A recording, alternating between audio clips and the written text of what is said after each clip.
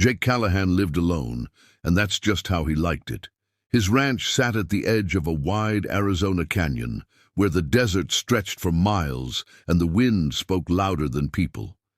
Years ago, a fire took everything from him: his wife, his son, his smile. Since then, he'd built a life of silence and routine. The land didn't ask questions, and neither did the cattle. Every day was the same. Up at sunrise, feed the horses, check the fences, ride the land, fix what needed fixing. At night, he'd sit on the porch with a cup of strong coffee, watching the sun bleed into the desert sky. He didn't go into town unless supplies were low, and even then, he kept his hat low and his voice quieter. But one August evening, something changed. Jake was riding the south ridge of his land when he heard something strange. It was a soft sound, like a whimper, almost too faint for human ears. At first, he thought it was an injured animal, but as he got closer, he realized it was a voice, a woman's voice. He slowed his horse and followed the sound into the canyon brush. There, under a mesquite tree, was a young woman. She was lying on her side, clutching her ankle. Her clothes were torn, and her face was dusty and scratched. Her long black hair was tangled with twigs and dry leaves. Her eyes, dark, wide, and scared, met his, and for a moment neither of them moved. Jake dismounted slowly, holding his hands out to show he meant no harm. "You okay?" he asked, his voice gravelly from disuse. The woman didn't answer. She looked like she was too weak to speak. Jake knelt beside her and offered his canteen. She hesitated, but then took a small sip. Her lips trembled as the water touched them. "Can you walk?" he asked. She tried to move, but winced and shook her head. Her ankle was badly swollen. Jake didn't ask any more questions. He lifted her gently into his arms and placed her on his horse, holding her steady as he walked alongside them back to his ranch. Back at the cabin, he laid her on the old couch and got to work. He wasn't a doctor, but he knew how to clean wounds and set sprains. He wrapped her ankle with a cloth and gave her some of the herbal salve he kept for the horses. She winced, but said nothing. For hours, she didn't speak a word. Jake didn't push her. He set a plate of beans and bread beside her and stepped outside to give her space. That night, she finally spoke. Her voice was soft, accented, and cautious. "My name is Naya," she said. Jake turned to face her from the porch, surprised but calm. "I'm Jake." She nodded, and silence returned. But something had changed. There was a thread between them now, thin but real. Over the next few days, Naya slowly healed. She stayed quiet, but Jake could tell she was watching everything. She was careful with his things, respectful of the space, and grateful in ways words didn't express. She cooked using wild herbs she found nearby, and Jake found himself eating better than he had in years. He learned that Naya was Apache, from a nearby village deep in the canyon. She didn't say much about what had happened, but Jake gathered enough to understand she'd been running. Some men had come to her village, strangers with rifles and bad intentions. She'd been taken, but escaped during the night, wandering through the desert for days before collapsing on Jake's land. Jake didn't press for more. He figured she'd tell him what she needed when she was ready. Still, something in him had shifted. Every time he looked at her, calmly grinding herbs in a bowl or limping out to the porch to sit in the golden light, he felt something he hadn't felt in years: peace. One morning, Jake noticed boot tracks near the north fence, deep tracks, too clean to be his. He crouched and studied them, his instincts on high alert. These weren't rancher boots. They were heavier, like those worn by bounty hunters or worse. He didn't tell Naya, but that night he oiled his rifle and set it beside the door. The next day, while Naya was inside preparing something with mesquite pods and desert sage, Jake saddled his horse and rode the boundary of his land. He found more tracks, this time leading toward the canyon. Someone was definitely looking for something. Or someone. When he returned, Naya was sitting on the porch with a quiet look on her face. She glanced at the rifle. "You saw them," she said. Jake nodded. "They close?" She didn't answer directly. Instead, she looked out over the desert, her eyes scanning the distant rocks. "They will come," she said quietly. "They always do." Jake felt a cold chill run through him. He'd lived through loss and pain, but this felt different. He wasn't just protecting his land anymore. He was protecting someone who mattered. That night, he didn't sleep. He sat on the porch, watching the stars and the dark desert. Every sound made his hand twitch toward the rifle. At some point, Naya came out with a blanket and sat beside him. She didn't say anything, just wrapped the blanket around both of them and leaned slightly against his shoulder. For a man who had lived in silence for so long, her touch was louder than thunder. And in that moment, Jake Callahan realized something he hadn't wanted to admit. He was falling for her. But he also knew something else. The desert never gave without taking, and he feared that the price for saving Naya might be his heart. The morning came cold and heavy. The desert sun was slow to rise, as if even it feared what the day might bring. Jake Callahan stood at the edge of his porch, scanning the horizon. He hadn't slept. His rifle was loaded and his horse saddled. Something deep inside him told him this was the day the men hunting Naya would arrive. Behind him, the door creaked open. Naya stepped out, wrapped in a faded blanket. Her ankle was still swollen, but she moved with quiet strength. Her eyes met his. She could feel it too. "I can go," she said softly. "If I leave, they won't hurt you." Jake turned toward her, his jaw tightening. "This is my land," he said. "They come here, they answer to me. But I brought danger to your home." "You brought life back to it," he replied. For a long moment, they just stood there, the silence between them thick with everything they couldn't say. Then Jake gently touched her hand. "I've already lost everything once. I'm not losing you too." Just before noon they came, 4 riders. Dusty coats, wide-brimmed hats pulled low, guns at their sides, eyes hard. Jake stood in front of his house as they rode in slow and easy, like they were used to being feared. One of them, a tall man with a scar across his cheek, stepped forward. "You Callahan?" he asked. Jake nodded. "We're looking for an Apache girl. Escaped from a government transport. Says here she was being moved to a relocation camp." He held up a folded piece of paper, though Jake didn't care to read it. "I haven't seen anyone," Jake lied calmly. The man squinted, studying him. "You sure about that?" Jake gave a single nod. "You're trespassing." The scarred man smirked and stepped closer. "You really want to protect some runaway girl? She's government property. We're doing our job." Jake didn't move. "This land is mine. You step off it now." The silence between them was sharp, tense. The other 3 men shifted in their saddles, hands drifting near their guns.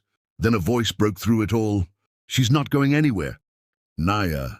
She stood at the door, her frame small but unmoving. Her dark hair whipped in the wind, and her eyes burned with defiance. The scarred man grinned. "There she is." Jake's body moved faster than thought. He raised his rifle just as the man reached for his pistol. A single shot rang out. Dust exploded near the scarred man's boot. Jake hadn't missed. He'd just warned. "Next one goes through your chest," Jake growled. The tension cracked like lightning. The other men dismounted fast, drawing weapons, but Jake held firm, steady as a mountain. Then Naya stepped forward, limping but calm. "I'll go," she said, voice strong. "No more blood."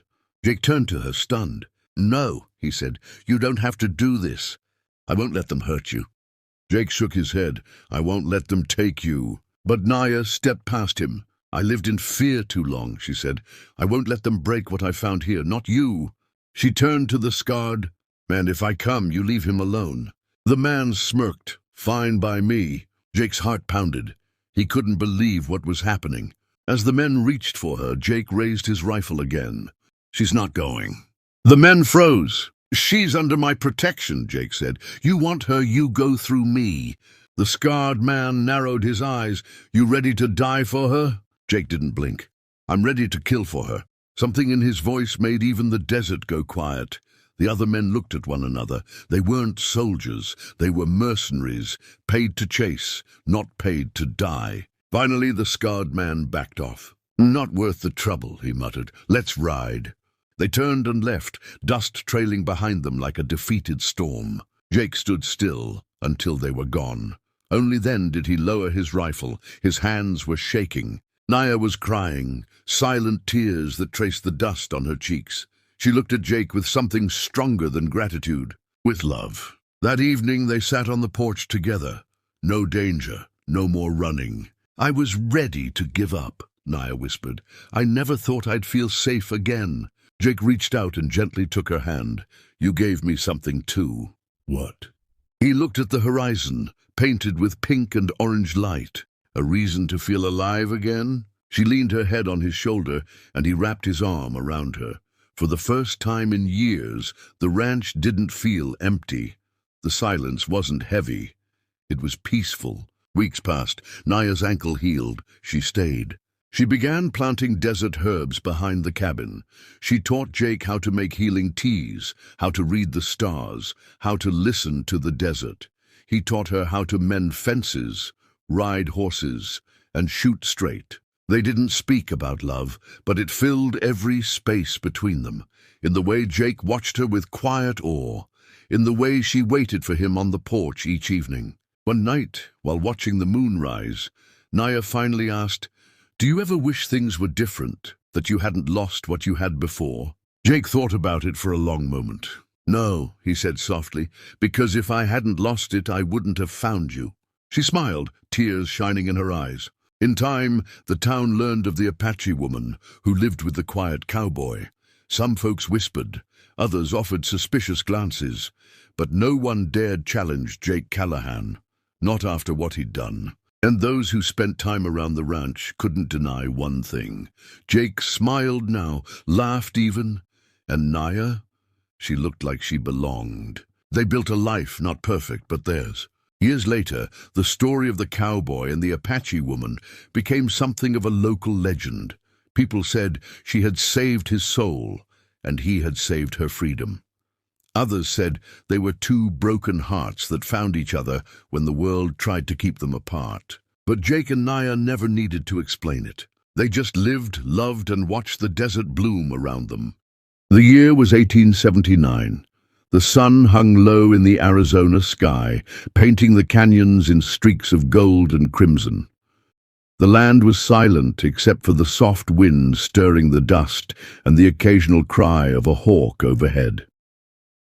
A lone rider moved across the harsh terrain, his silhouette casting a long shadow across the parched earth. Jackson Cole, once a Union scout and now a wandering soul, had seen more of life than most men ever would.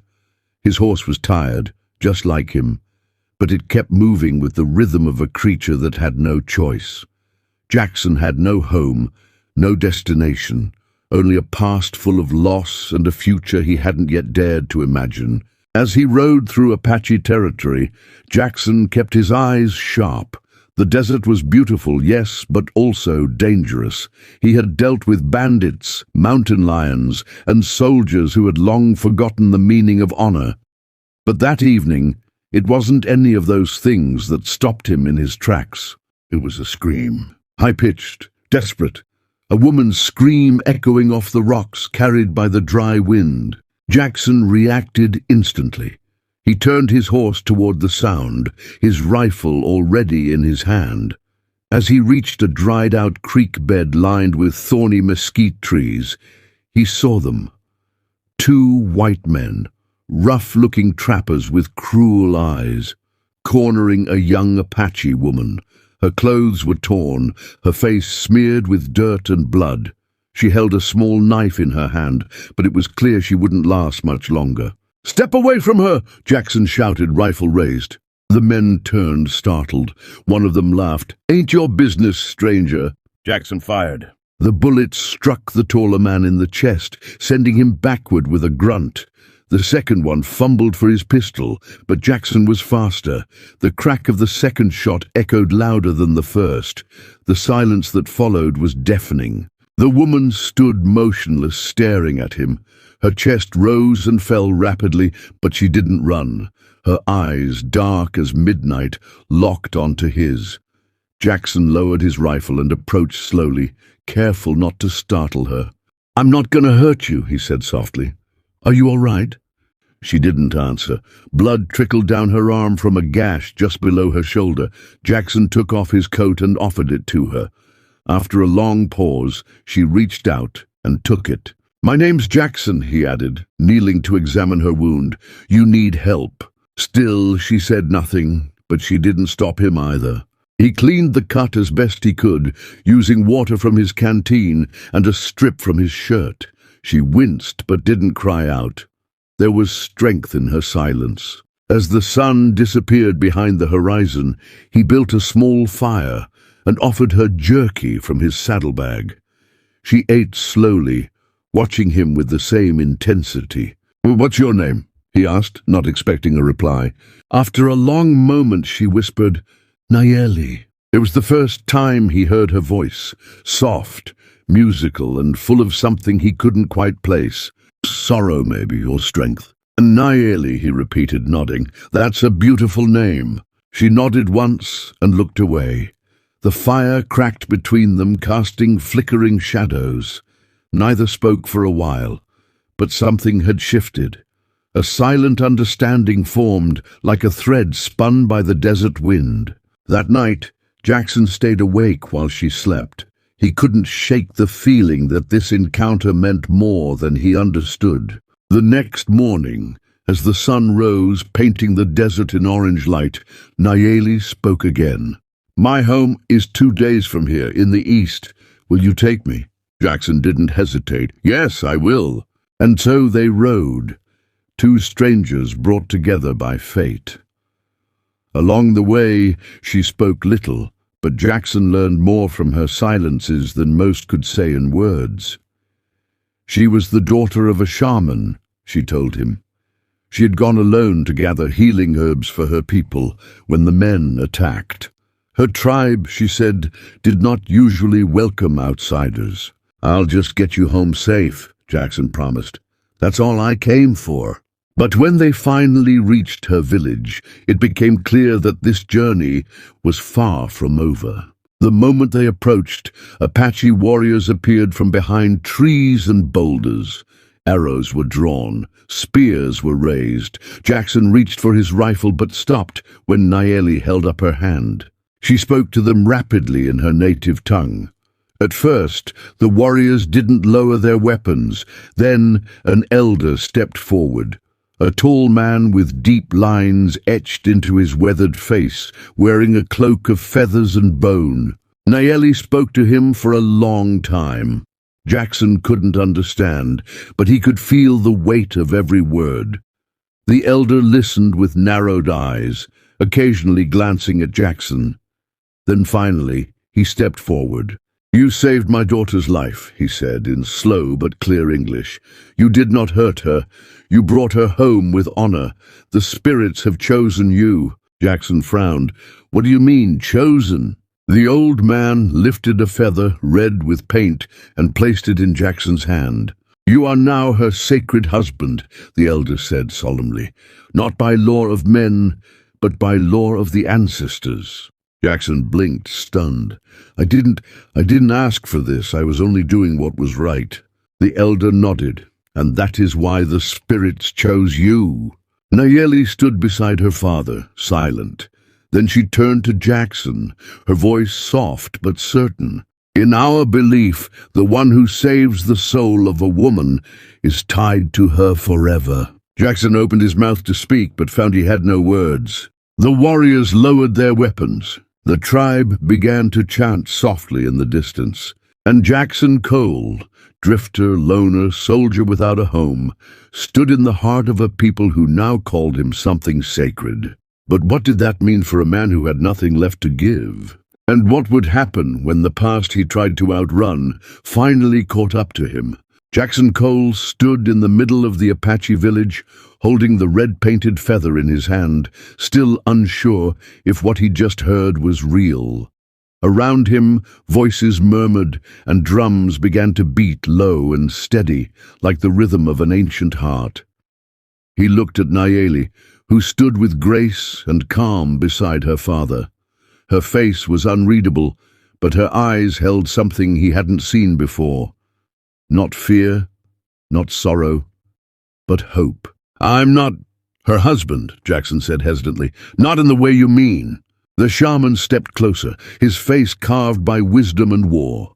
Not by paper or priest, but by fire, by the path you walked to reach her. You didn't come for glory, you came with honor. That is the marriage our ancestors bless. Jackson wanted to argue, wanted to say he wasn't that man, but deep down he knew he hadn't felt this kind of peace in years. These people weren't judging him for his past. They saw only what he did for Nayeli. Still, it didn't make sense. I've done things, Jackson muttered. I've killed men. I've run from my past. I ain't a sacred anything. You are now, the shaman said simply. Nayeli stepped forward. She placed her hand lightly on his arm, a simple gesture, but it felt like lightning through his veins. You do not need to believe in the spirits, she said softly, but they believe in you. That night, they gave him a place to sleep. Not far from Nayeli's home, near a fire, surrounded by people who once would have seen him as a threat. He didn't sleep much. He stared at the stars and thought about how strange life was, how one moment could drag a man from death's doorstep and plant him in a future he never imagined. The next few days passed in a haze of healing and ritual. The tribe treated him as an honored guest. The children ran around him with laughter, the warriors nodded in respect, and the women brought him food laced with sweet herbs. And Nayeli, she was always near, quiet, thoughtful, and watching him with the same intensity that never faded from her eyes. They sat together by the river one evening, watching the water rush over smooth stones. Jackson skipped a rock across the surface, then said, "Do you believe in this sacred bond they talk about?" Nayeli didn't answer right away. She plucked a flower from a nearby bush and held it in her palm. "My mother used to say that the spirit chooses only once in a lifetime," she said. "Not because it's perfect, but because it's true." He looked at her. "Do you think I'm the one it chose?" "I think," she said with a small smile, "you wouldn't still be here if you didn't feel it too." He didn't respond, but her words settled in his chest like warm coals. That night, while most of the tribe slept, trouble came. A group of bounty hunters rode in.